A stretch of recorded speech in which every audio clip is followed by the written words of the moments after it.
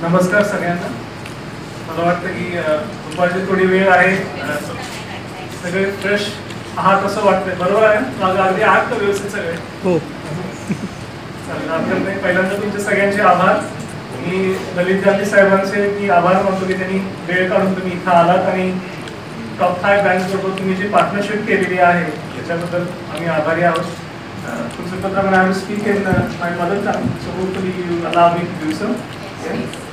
So, मला वाटतं की मला खरोखरच अभिमान वाटतो की मराठी माणूस आज हाय गव्हर्नमेंट बरोबर काम करतोय.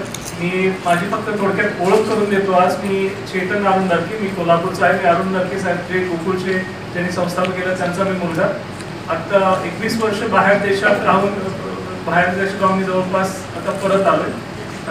CFO म्हणून मल्टीनॅशनल कंपनीसाठी मी आता काम केलेलं आहे. मार्स इनकॉर्पोरेशन असतील किंवा M&M स्निकर्स, गॅलेक्सी हे जे ब्रँड्स आहेत, फूडमध्ये पेडिग्री, रॉयल केनिंग, बिस्कस या ब्रँडचे मी एशिया पॅसिफिकमध्ये CFO म्हणून काम केलेलं आहे. आणि आत्ता मी सध्या गोकुळ दूध याचं मी संचालक म्हणूनही काम करतो. आणि त्याबरोबर मी थायलंड गव्हर्नमेंट आणि मिनिस्ट्री ऑफ कॉमर्ससाठी वाणिज्य सल्लागार ऑनरी डायरेक्टर ॲडवायझर म्हणून पण काम करतो. तर या कार्यक्रमाच्या निमित्ताने बेसिकली आम्ही जो टॉप 5 ब्रँड हा जो इव्हेंट घेतो आहे, जो पुण्यामध्ये मदरपट्ट्यामध्ये 25, 26, 27 तारखेला आम्ही जो घेतो, तर त्या याच्यामध्ये बेसिकली आमचा प्रयत्न असा असेल की ज्या थायलंडच्या ज्या कंपनीज आहेत त्याच्यामध्ये आम्ही 4 मोठे सेगमेंट्स सिलेक्ट केलेले आहेत. आणि त्याच्यामध्ये फॅशन असेल, हेल्थ आणि ब्युटी असेल किंवा त्याच्यामध्ये तुमचे फूड आणि बेवरेजेस असतील, त्याच्यामध्ये हॉस्पिटॅलिटी किंवा हॉस्पिटल इंडस्ट्री देखील, त्याच्यामध्ये समिती वेज हॉस्पिटल देखील इथं येईल. या सगळ्यांच्या कंपन्यांना इथं आणून आपल्याला इकडचे जे उद्योगधंदे आहेत त्यांना जॉईंट व्हेंचर असेल किंवा रोजगार असेल किंवा त्याच्यामध्ये आपल्याला तिकडच्या लोकांच्या डिस्ट्रीब्युशनची इथं तो सेल करायचं असेल, तर थोडक्यात अशा पद्धतीनं करतोय की दोन्ही देशांचा त्याच्यामध्ये चांगल्या पद्धतीनं उपयोग याचा व्हावा. आतापर्यंत मॅडमनी सांगितल्याप्रमाणे जवळपास 800,000 कोटीचा म्हणजे $12.5 बिलियन आपला पूर्ण भारत आणि थायलंड मधलाचा व्यापार आहे. त्याच्यामध्ये जवळपास $2.5 बिलियन आपला ट्रेड डिफिशिट आहे. पण रिलेशनशिप अशा पद्धतीनं आपले 75 वर्षाचे 1947 नंतर ज्यावेळी देश स्वतंत्र झाला त्यावेळी पहिला थायलंड हा देशाचे राजकीय संबंध भारताशी जोडले गेलेले होते. आणि त्यातून ह्या आपली संस्कृती असेल किंवा आपल्या धार्मिक जो आपला हे आहे म्हणजे आपल्या रूढी आहेत त्याच्यामध्ये थायलंडच्या सांस्कृतिक आणि धार्मिक गोष्टी एकच असल्यामुळे मला वाटतं जो मैत्रीसाठी लागणारा जो भक्कम पाया आहे तो चांगल्या पद्धतीने दोन्ही देशामध्ये उपलब्ध आहे. चांगल्या पद्धतीने त्याचं अवलंब केला जातो. आणि मला वाटतं की या दोन गोष्टी जर एकत्र असतील आणि त्याचं जर लॉजिस्टिकली डिस्टन्स बघितलं आपल्यापासून खूप जवळ आहे. मला वाटतं की हा फक्त थायलंड आणि भारत या दोन देशामधला व्यापार नसणार आहे. तर मला वाटतं की तुम्ही आताचे जे राजकीय जागतिक लेवलचे रिलेशनशिप बघितले तर अमेरिका आणि चायनामध्ये जे स्ट्रेंथ रिलेशनशिप आहे त्यामुळे टेरिफ्स वाढ या गोष्टी झालेल्या. त्यामुळे मला वाटतं की युनिक अपॉर्च्युनिटी थायलंड आणि भारत जर एका दृष्टीने एकत्र येऊन जर काम केलं तर फक्त भारत आणि थायलंड देशासाठीच फक्त या व्यापाराचा उपयोग होणार नाही तर देशासाठी सुद्धा बाहेरच्या देशांना एक्सपोर्ट क्वालिटी चांगले प्रोडक्ट्स बनवण्यासाठी देखील चांगला उपयोग त्याचा होऊ शकतो. त्यामुळे फक्त आपल्याला असं वाटतं की बाहेरच्या देशातले जर इकडे उद्योगधंदे आले तर आपल्या देशामध्ये काय कमी होईल का, तर हा प्रयत्न त्याच्यातून नाही तर नवीन तंत्रज्ञान किंवा त्याच्या जे बौद्धिक जी गुंतवणूक आहे फक्त आर्थिक गुंतवणूक बघून चालणार नाही तर त्याच्यामध्ये बौद्धिक असेल किंवा टेक्नॉलॉजिकल एक्सचेंज जो असेल तर या प्रोसेसमधून आपल्याला त्याचा फॉलो होईल.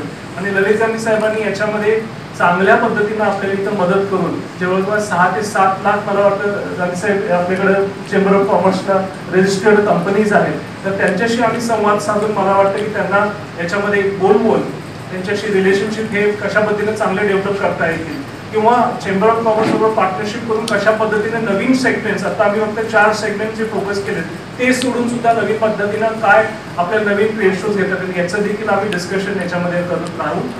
एवढंच म्हणावं लागेल की आपला जर फक्त एक टुरिझम सारखा जरी विषय घेतला तर भारताचा जर GDPच्या याच्यामध्ये टुरिझमचा वाटा खूप कमी आहे. थायलंडचा जवळपास 21% GDPचा भाग हा टुरिझम मधून येतो. आणि टुरिझम हा एकच विषय नाही तर त्याच्या संलग्न जे इंडस्ट्री असेल मग टूर गाईड असेल, हॉटेल इंडस्ट्री असेल, रेस्टॉरंट इंडस्ट्री असेल, ट्रान्सपोर्टेशन असेल जे आपल्याला KK सर्व्हिसेस सारख्या बऱ्याच गोष्टी आहेत त्या सगळ्यांनाच त्याच्यामुळे चांगल्या पद्धतीनं मला वाटतं की त्याच्यामध्ये रोजगार उपलब्धता होईल. त्यामुळे एक इंडस्ट्री असं नाही तर त्याच्या संलग्न इंडस्ट्री ऑटोमॅटिकली डेव्हलप होतात आणि परकीय चलन जसं आपल्याकडे येईल किंवा आपल्याला तिकडे जाता येईल, या दोन्ही पद्धतीनं ऑप्शन जर ओपन ठेवले तर मला वाटतं की या एक्सपोर्ट आणि ग्लोबलायझेशन ज्या याच्यामध्ये त्याच्याच त्या स्टँडर्डला आपल्या प्रोडक्ट्स नाही त्या क्वालिटीला पास होऊन पूर्ण साऊथ ईस्ट एशियाच्या कॉरिडॉर करणं हे खूप महत्त्वाचं आहे. जर आता मॅडमनी सांगितल्याप्रमाणे आपले जे डेप्युटी प्राईम मिनिस्टर आहेत थायलंडचे त्यांनी स्पेसिफिकली जे सांगितलेलं आहे की ईस्टर्न इकॉनॉमिक कॉरिडॉर ज्याच्यामध्ये औद्योगिक आपलं जसं आपल्याकडे MIDC आहे तसं ईस्टर्न इकॉनॉमिक कॉरिडॉर त्यांनी ओपन केलंय. रेयॉंग सारख्या त्याच्यामध्ये त्यांचे तिथले सिटीज आहेत, त्याच्यामध्ये पोर्ट बांधलेले आहेत, एव्हिएशन इंडस्ट्री तिथं असणार आहे ज्याच्यामध्ये आपल्याला प्लेन तिथं पट करून जाता येईल. तर आपल्या देखील लोकांना तिथं जर बिझनेस सेटअप करायचं असेल, साऊथ ईस्ट एशियामध्ये जर आपल्याला बिझनेस स्प्रेड करायचं असेल तर थायलंडमध्ये या गोष्टी आपण अवेलेबल बोर्ड ऑफ इन्व्हेस्टमेंट असेल किंवा DITT असेल किंवा TAT म्हणजे टुरिस्ट अथॉरिटी ऑफ थायलंडची असेल, त्या तिन्ही संस्था एकत्र मिळून काम करतात आणि आपल्या चांगल्या कंपन्यांना तिथे एस्टॅब्लिश व्हायचं असेल आणि साऊथ ईस्ट एशियामध्ये थायलंड हे काय म्हणतात ते एक वरदहस्त आहे जे लॉजिस्टिकली सगळीकडे जवळ आहे. त्यामुळे मला वाटतं आपल्या चांगल्या कंपन्या जसं रिलायन्स ऑलरेडी तिथं आहे, टाटा ऑलरेडी तिथं आहे, जिंदाल तिथं ऑलरेडी आहे, या कंपनीने ऑलरेडी एस्टॅब्लिशमेंट तिथे केलेली आहे. पण आता कोविड नंतर मला असं वाटतं की लोकांना सगळीकडे रोजगार मिळणं अवघड आहे. त्यामुळे स्वतःच्या पायावर एंटरप्रिनरशिप करायची असेल तर या ऑपॉर्च्युनिटीज आपल्या लोकांच्या परत आणणं ही काळाची गरज आहे. म्हणून मला असं वाटतं की यामध्ये आम्ही भरपूर कष्ट घेतले की पुण्यामध्ये ही घ्यावी, मराठी लोक असतील, आपल्या महाराष्ट्रातल्या लोकांना याचा उपयोग व्हावा. कारण आपण केरळमध्ये करतो, आपण दिल्लीमध्ये करतो, पण आपल्या लोकांना याचा उपयोग व्हावा. आपल्या लोकांनी त्याच्या संधी म्हणून त्याच्याकडे बघावं.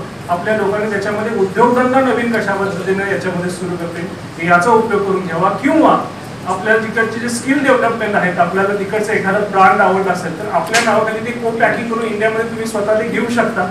अशा पद्धतीने या व्यवसायाकडे जर बघितलं तर मला वाटतं बरेच संधी आपल्याला याच्यामध्ये ओपन. याच्यामध्ये आम्ही आदित्यजी ठाकरेंना पण इन्व्हॉल्व्ह केलेलं आहे, अजितदादांना पण आज मी सकाळी भेटलेलं आहे, रोहितदादा पवार यांनाही सांगितलेलं आहे, सुभाष देसाई साहेबांच्या पण आम्ही MOU साईन करून मॅक्सिमम आपल्या उद्योजकांना चांगल्या पद्धतीने सबसिडी रेट्सवर कशा पद्धतीने थायलंडमध्ये बिझनेस करता येईल आणि इन टोटल साऊथ ईस्ट एशियाला दोन्ही देश म्हणून कशा पद्धतीने हा व्यवसाय वाढवता येईल. म्हणजे कुठल्याही क्षेत्रामध्ये असेल, AC मॅन्युफॅक्चरिंग पार्ट असेल, मोल्डिंगमध्ये असेल, आर्म्स आणि ॲम्युनिशन्समध्ये असेल किंवा स्पोर्ट्स याच्यामध्ये असेल, टुरिझम याच्यामध्ये असेल, एज्युकेशन फील्डमध्ये असेल, VFX फील्डमध्ये असेल, मूवी मेकिंगमध्ये असेल किंवा बॉलिवूडची जाऊन तिकडे शूटिंग करायचं असेल तर आपण सबसिडाइज रेटमध्ये करू शकतो. आणि वाईस वर्सा आपल्या भारतीय मराठी सिरियल्स किंवा हिंदी सिरियल्सना एवढा तिथं चांगला भाव आहे तर त्या कलाकारांना सुद्धा तिथं स्टेज देणं हे पार्ट यामध्ये एक असेल. पण आता हा जो फोकस पुण्याचा असेल तो मेनली हा मला वाटतं या 4 सेगमेंट्समध्ये